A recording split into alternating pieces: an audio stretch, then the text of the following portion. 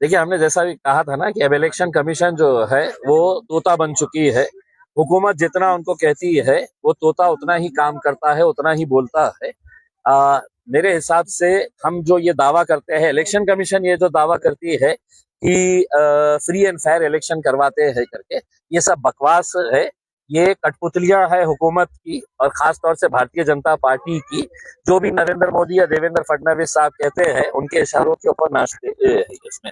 लाडली बहन का अगर लाड़ करना ही था तो 2 दिन और इंतजार करते, लेकिन डायरेक्टली पैसा देके वोट खरीद नहीं सकते हैं, तो इनडायरेक्टली लाडली बहन के नाम के ऊपर ये पैसे का इस्तेमाल करके ये अपने वोटों को खरीदने का धंधा शुरू किए हुए हैं। सर, आज मकर संक्रांत है और काफी सारे विरोधी जो सत्ताधारी नेता है वो हर साल जो है पतंग उड़ा के इस उत्सव को मनाते हैं, लेकिन आज किसी ने नहीं मनाया। ज्यादा खौफ सता रहा है। देखिए, जब आप पतंग का इतना प्रचार कर चुके हैं कि मकर संक्रांति आएंगी, लोग पतंग उड़ाएंगे, उसका असर है तो लोगों के ऊपर होगा, फिर वो 15 तारीख के दिन जाके है तो पतंग की निशानी के ऊपर मोहर लगाएंगे, ये कोई बेवकूफ आदमी ही इस तरह का सुझाव दे सकता है करके। लेकिन हमारे आदरणीय ज्ञानी पालक मंत्री साहब ने इलेक्शन कमीशन के पास गए और उन्होंने कहा कि ये पतंग जो निशानी है एमआईएम की, उसका असर वोटरों के ऊपर पड़ेगा और वो वोटर जो है दूसरे दिन जाकर है तो पतंग की निशानी के ऊपर मारेंगे करके। मैं उनसे एक सवाल करना चाह रहा हूँ, आज दिन भर आप टीवी देखे कि नहीं है? किसी पक्ष की निशानी है टीवी? आज घड़ी देख रहे हैं कि नहीं देख रहे? किसी पक्ष की निशानी है घड़ी। ऑटो रिक्शा सड़क के ऊपर चल रही है, आप उसको बंद करवाने वाले हैं क्या? सूरज के एक पक्ष की निशानी है तो क्या सूरज आज उगना नहीं चाहिए? होगा सूरज भी इसमें। लेकिन जब खौफ सताता है, जब उन्हें मालूम है कि कल मेरे पार्टी के बड़े बड़े नेता मुझसे सवाल करेंगे कि तुम इतने सारे मंत्रियां क्या वहां पर गुल्ली डंडा खेल रहे थे? एमआईएम पक्ष इतना बड़ा पक्ष साबित हो गया वहां पर, तो खौफ जब सताने लगा तो वो सीधा इलेक्शन कमीशन भाग गए और बोले ये पतंग की निशानी इनके पास से वापस ले लो करके। अब लोगों के ऊपर कितना असर होगा? मैंने तो उड़ाया है पतंग, एक दो को काटा भी हूँ और इंशाल्लाह 16 तारीख के दिन कई जगह पैसे देने की सर, इतक्या वर्ष तुम्ही कधीही पतंग उडवलं नहीं, पण आज नहीं, देखिए ये आपकी गलत सोच है कि मैंने पतंग उड़ाया नहीं हूँ करके। साहब 2014 से पतंग ही तो उड़ा रहे हैं। लगातार पतंग आपकी नजरों में नहीं आया था, लेकिन इस बार मैंने खास आपको दावत दिया कि आइए करके मैं पतंग उड़ा रहा हूँ करके, क्योंकि किसी ने मुझसे कहा था कि तुम अब इस साल पतंग नहीं उड़ाना करके, और अपन तो जिद्दी ठहरे साहब। किसी ने अपने को चुनौती दे डाली कि यहाँ पे नहीं उड़ाना करके, तो हमने वहां पे आके हमने उड़ा दिए। सोशल मीडिया पर पैसे देने वालों की लिस्ट भी वायरल हुई है और उसको लेकर कई मरतबा हंगामा मचा जा रहा है कि वोटों के पैसे के बंटवारा बड़ी तेजी से हो रहा है। ये मैं पहले भी कहता था ना कि कुत्ते के बच्चे जो है ना वो पैसों से खरीदे जा सकते हैं। बाजार में जाओ, आप अच्छे से अच्छे ब्रीड का कुत्ता आपको मिल जाएगा उसमें। लेकिन जितने पैसे लेकर ये अपने आप को बेच रहे हैं उतने में तो एक गधा भी नहीं खरीदा जा सकता है। लेकिन पैसे का जोर है, पैसे की मस्ती है, भाजपा वालों के अंदर है। कल के दिन बेगमपुरे के अंदर पता चला कि बड़ी बड़ी लिस्ट तैयार की गई थी कि इन लोगों को इतना पैसा देना है, उसमें कुछ अधिकारियों के नाम भी शामिल थे करके। पूरा बेगमपुरे की हमारी जितनी महिलाएं थी वो रास्ते के ऊपर उतर आई और उन्होंने तय किया है कि हम किसी भी हालत के अंदर इस पक्ष को नहीं देंगे वोट जो हमारे पास पैसे लेकर आ रहा है करके। तो ऐसे भी सोच रखने वाले लोग हैं। लेकिन क्या है, बेईमानी की जब दौलत आ जाती है तो कहीं ना कहीं तो खर्च करना है। तो अब निकले हुए इसमें हमें बहुत सारी खबरें मिली है। नारेगांव के अंदर भी है तो पैसा लेकर हमारे 2 नंबर के धंधे करने वाले वो भी पैसा लेकर पहुंचे हुए हैं। और भी इलाकों के अंदर ये खेल चल रहा है। पुलिस प्रशासन और हम जनता से आह्वान करना चाह रहे हैं, अगर किसी भी तरीके से अगर कोई पैसा लेकर अपनी गली में आ रहा है तो आप पुलिस को बुलाने से पहले थोड़ा उसका हिसाब खुद ही कर दीजिएगा। कुछ एग्जैक्ट पोल 17 सीटें बता रहा है एमआईएम।